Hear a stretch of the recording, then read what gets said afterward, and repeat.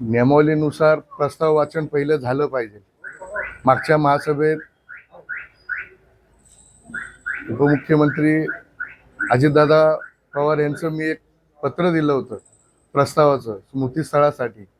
त्याचं वाचन सभागृहात झालं पाहिजे म्हणून मी मागणी करत होतो, परंतु त्याच्या आतच प्रस्ताव वाचन चालू असताना मध्येच त्यांनी म्हणजे मला बोलायचं आणि त्यांनी हा विषय सोडून भलत्याच विषयाच्या ते मागं लागले.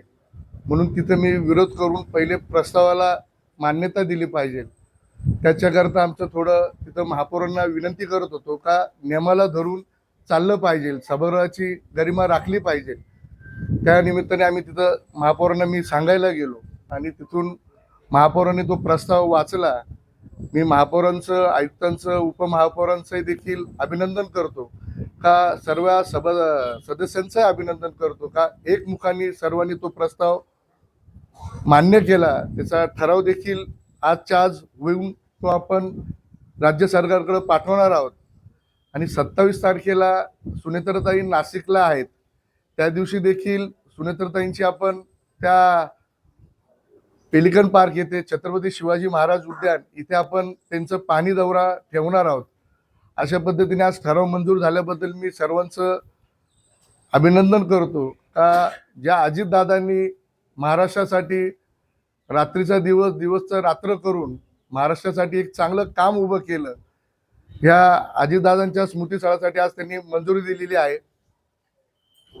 पण तुम्हाला हा प्रस्ताव मांडणी दिला जात नव्हता की काय होत होतं, म्हणजे वाद नेमकं कशामुळे झाला? तुम्हाला अजितदादांचं स्मारक उभारायचं यावर बोलून दिलं जात नव्हतं काय झालं?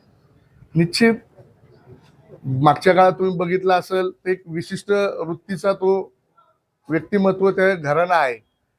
कुठंतरी आपण एक चांगला प्रस्ताव टाकलेला आहे, त्या प्रस्तावाला कुठंतरी विरोध करायचा आणि कुठंतरी तो प्रस्ताव होऊ द्यायचा नाही आणि मला बोलू द्यायचं नाही, मीपणा ह्या सभागृहात दाखवायचा, अशा पद्धतीने त्यांचं आजचं कृत्य होतं. परंतु ते कृत्य आपण सर्व सभागृहाने एकमुखाने त्यांना विरोध केला आणि तो प्रस्ताव वाचन करायसाठी आम्ही आग्रह धरून तो प्रस्ताव वाचला आणि तो मंजूर केला.